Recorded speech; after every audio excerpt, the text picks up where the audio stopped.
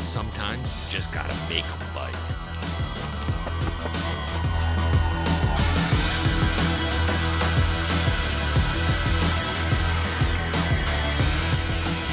There he is. Look at that. Great big one.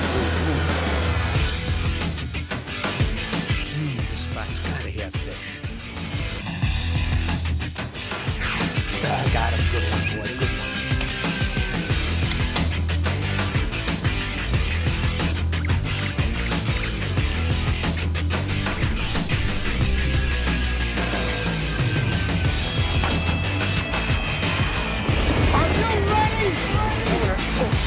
There we go. There, Chop. Nice fish. That did not take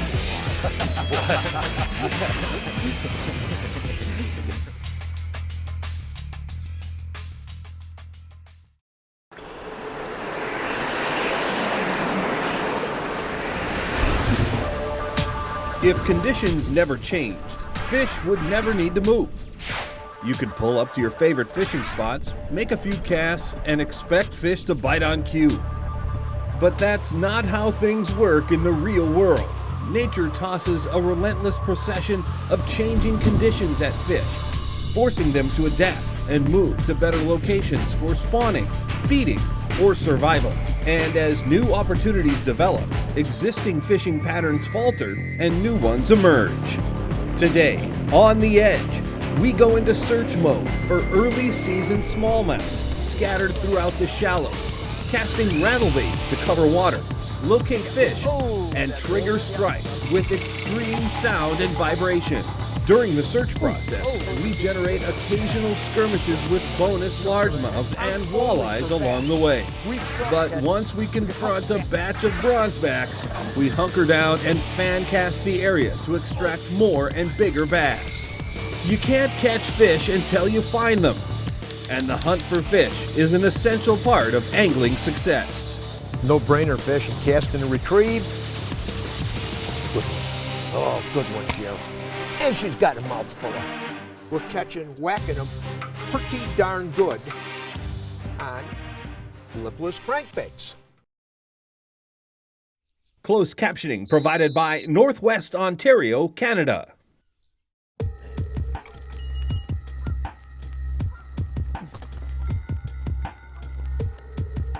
On my particular hummingbird with the Lake Master chip in it, you could see where these red areas are. I set the shallow water highlight at 5 feet. And what this means is anything that is 5 feet or under with big boulders, I've got it highlighted in red. So I don't have to waste a lot of time. I could go to the biggest boulder flats on the lake and immediately be to the best smallmouth areas. It's really a neat feature to get you on the hot spots really quick, boy, really quick. No-brainer fish and cast and retrieve. Go to feel a weed, walk it over a rock, bam, she's on.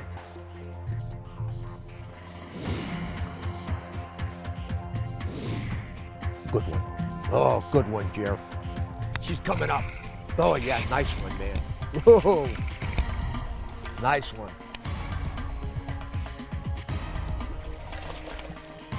Nice fish. Oh yeah. And she's got a mouthful of bait hook both ways. Hang on there, baby. I will be careful with you. Look at that, huh? Okay, here's the deal. Jeremy and I are up on a lake that's got a bunch of smallmouth like this. It's got largemouth. It's got walleyes. It's got pike. It's spring of the year.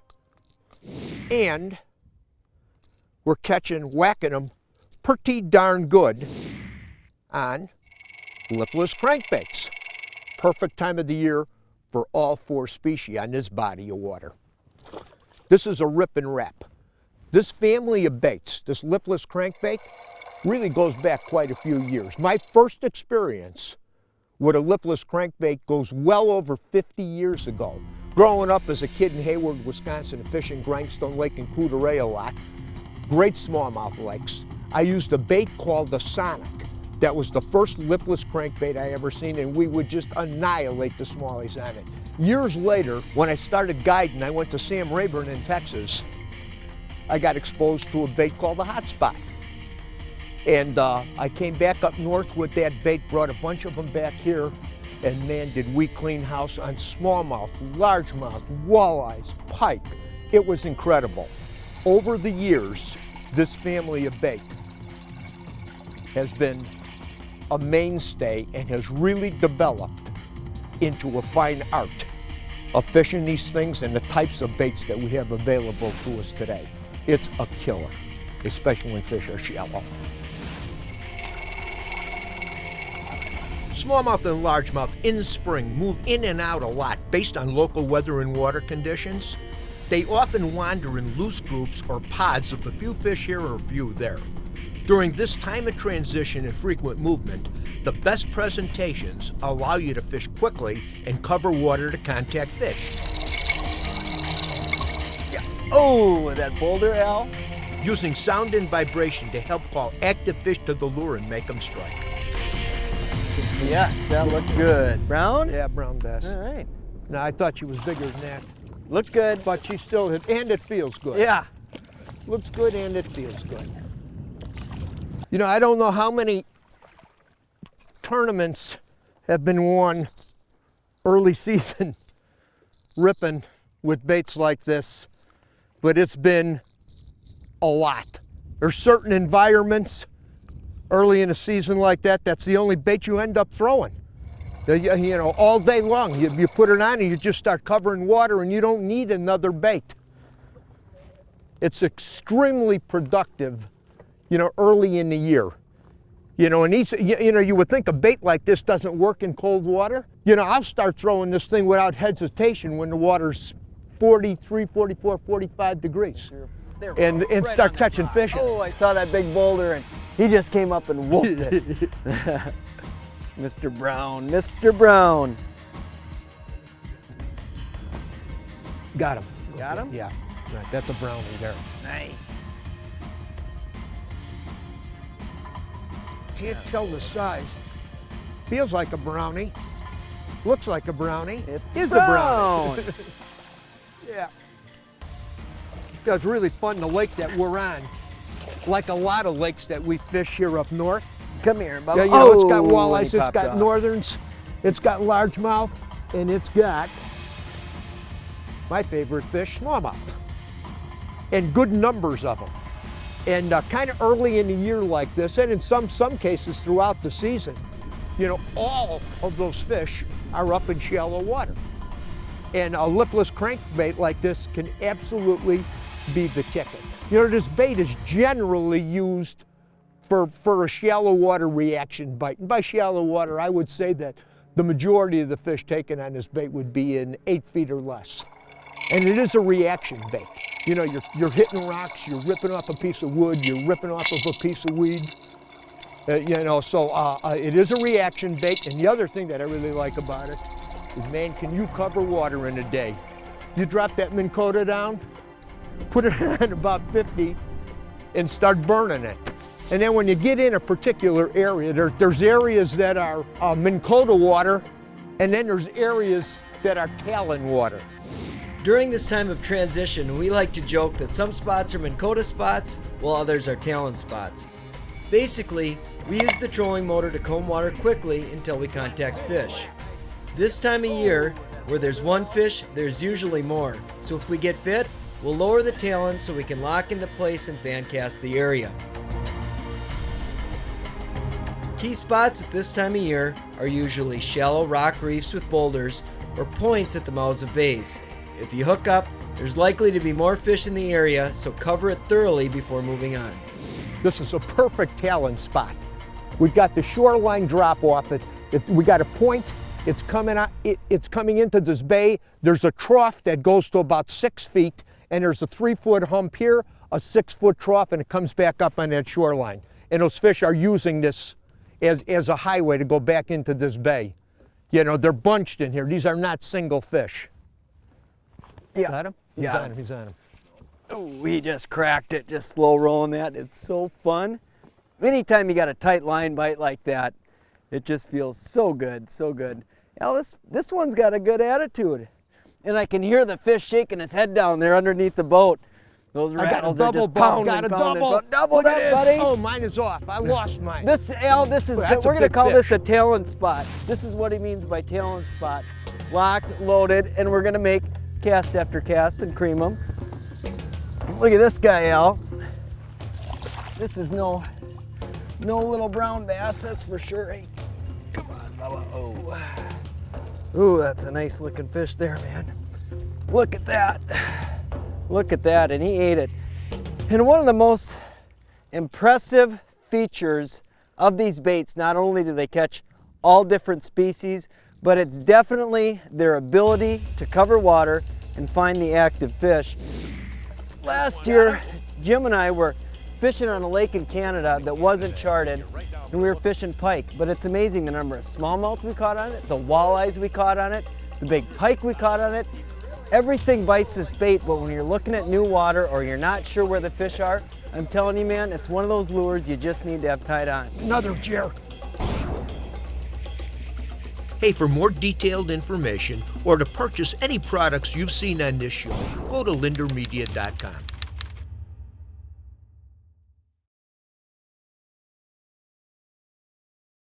When we're locked down right now like we are with the talon, this bait is a perfect choice because you can throw it so far. So we can do 360, start your cast a little bit short, and then you can just start bombing them. I mean, I can throw this thing I can throw it till the spool's almost gone. How's that, you know? So it's a great way to just cover lots and lots of water. You know, smallmouth love this bait. Most of the times when you hear about, you know, a lipless crankbait like this, let me throw her back. I want to say something that's really important. Let me get her back in the water. You know, most of the time when you read or see a television show or something on lipless crankbaits, they're talking about largemouth, largemouth, largemouth.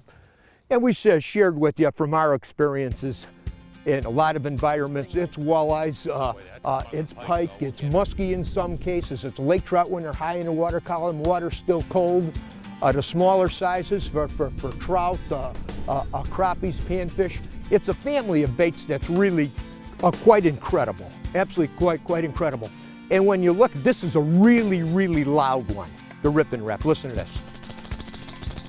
A lot of BBs, really loud, aggressive. Smallmouths like a bait like this. There's lipless crankbaits that are real quiet. There's some that have a single knocker, and there's these kind of babies that really get the fish's attention. Man, that bait's so loud when you pull it up, you can really hear it.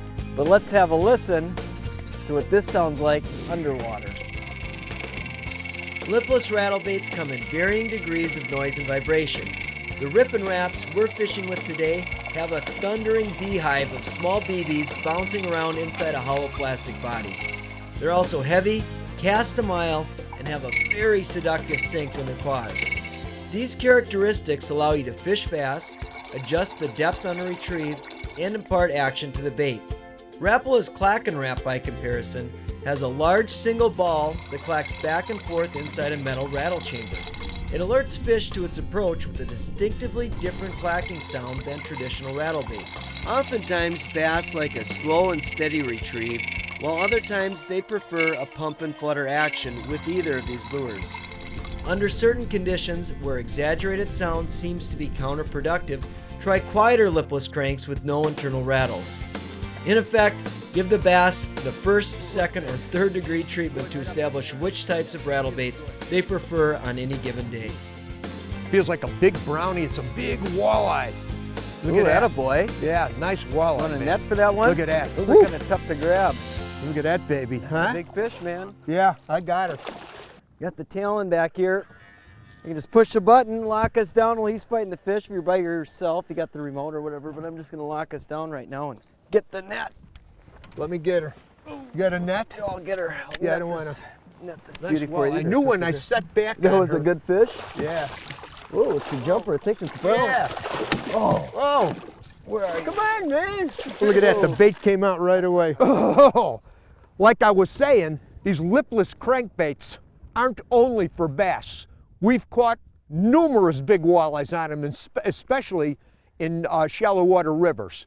They're great for lake trout when the fish are shallow and the water is cold, big pike, muskies in segments of the country. It is truly a multi-species bait, not only for bass, but every fish that swims. It's the kind of bait you have to have in your tackle box, a whole family of these lipless crankbaits. They work, baby. Look at that, bang, it just popped off one of those rocks.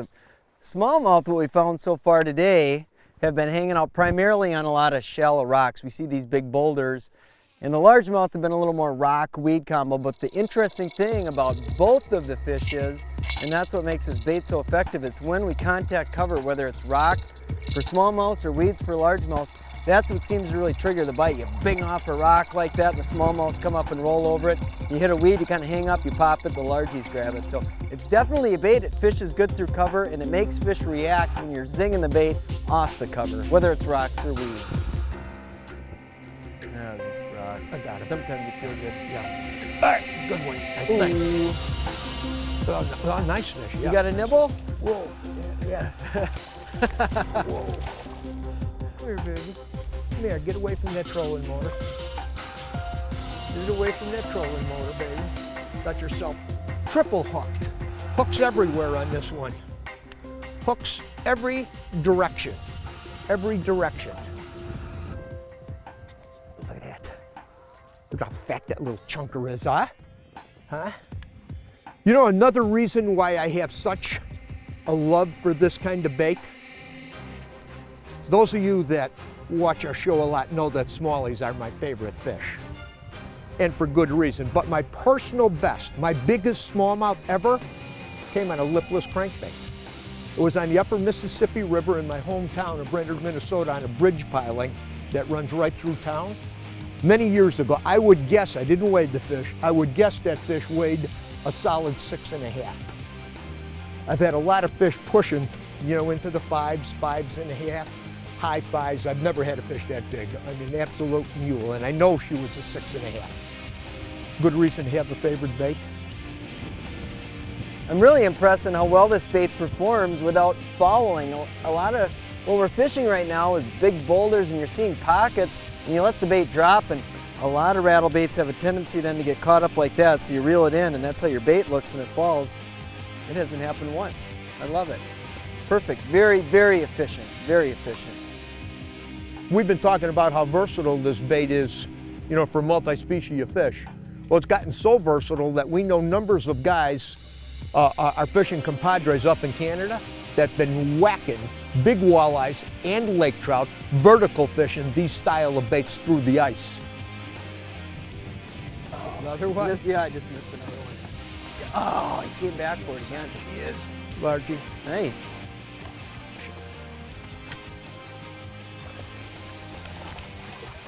Good boy. Yeah. Okay.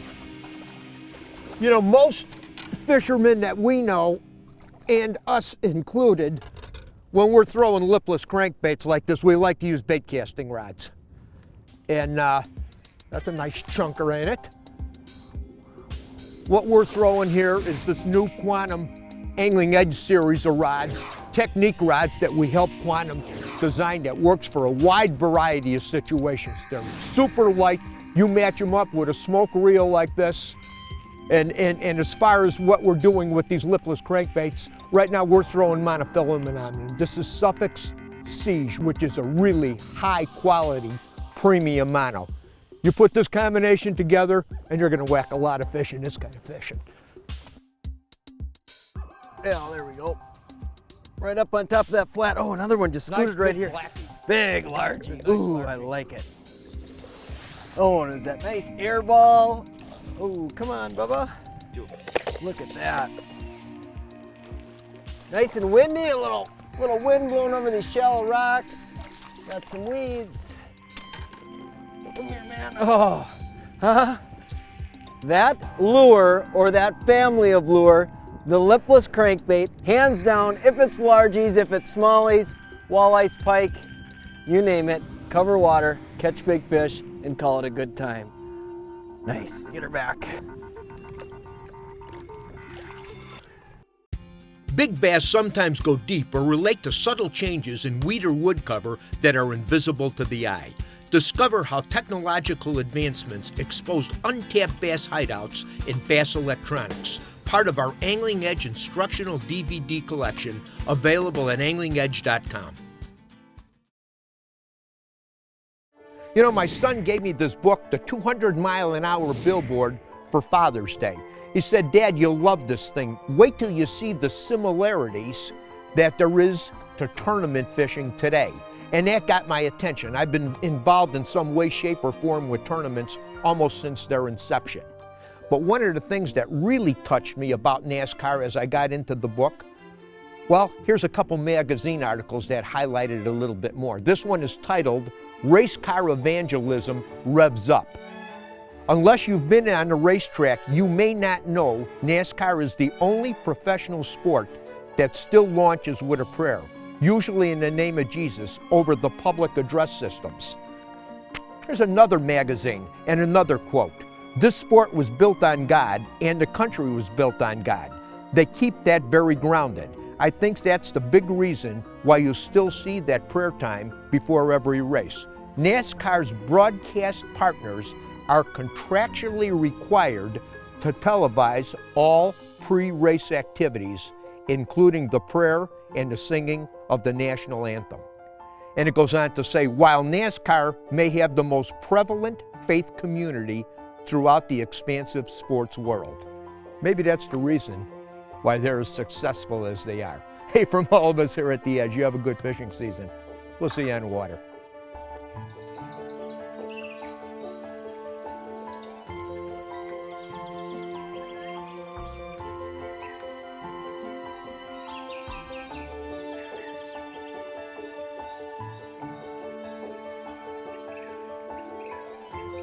Hey, I sure want to take an opportunity to thank all our sponsor partners for making this show possible.